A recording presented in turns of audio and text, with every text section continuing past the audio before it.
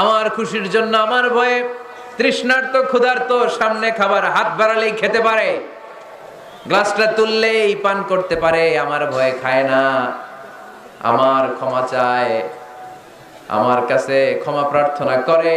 এখন আমার বান্দা যা দোয়া করবে বান্দার সব দোয়া আমি কবুল করে নেব।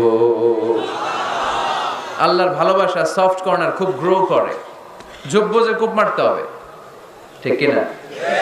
সময় মতো কাজ করতে হবে। সময়ের 1 ফোঁট, অসময়ের 10 ফোঁট। সময় মতো 1 ফোঁটা দিলে যেই লাভ, অসময়ে 10 ফোঁটা দিলে ওই লাভ হবে না। সময় মতো কাজ করতে হবে। ইফতারের আগ মুহূর্তে দোয়া করবেন।